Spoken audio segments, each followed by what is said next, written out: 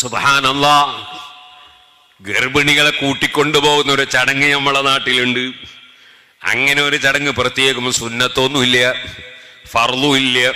ഇപ്പൊ അടുത്താരോ ഒരാൾ എന്നോട് വിളിച്ച് ചോദിച്ചു, 7ാമത്തെ മാസത്തിൽ ഉസ്താദെ വിദേശത്തായി പോയി അവനും അവളും, 8ാമത്തെ മാസത്തിലാ നാട്ടിൽ വന്നത്, എനിക്ക് കൂട്ടാൻ പറ്റുമോ? സുബ്ഹാനല്ലാഹ്, അങ്ങനെ ഒരു മാസക്കണക്കും അതിനില്ല.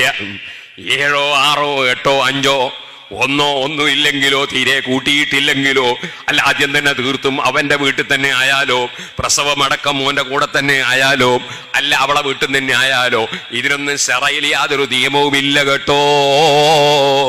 അതിനു വേണ്ടി ഒരാളും തല്ലുണ്ടാക്കണ്ട, അതിനു വേണ്ടി അന്ധവിശ്വാസം ഉണ്ടാക്കണ്ട.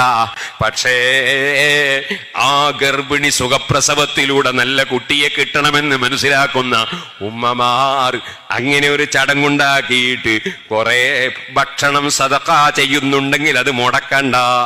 അവിടെ ഒരു ഫാത്തിഹ ഓതിയിട്ടൊരു പണ്ഡിതൻ ദുആ ചെയ്തിട്ട് അതാ കൂട്ടിക്കൊണ്ടുപോകുന്നുണ്ടെങ്കിൽ അതൊരു പുണ്യകർമ്മമാണല്ലോ, അത് മുടക്കണ്ട.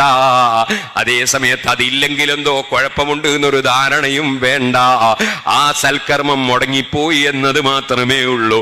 സൽക്കർമ്മമൊക്കെ മുടക്കാതിരിക്കുന്നത് നല്ലതാണല്ലോ. ആ നിലക്കല്ലാതെ പ്രത്യേകം ഇന്ന മാസത്തിൽ കൂട്ടണമെന്നൊന്നുമില്ല.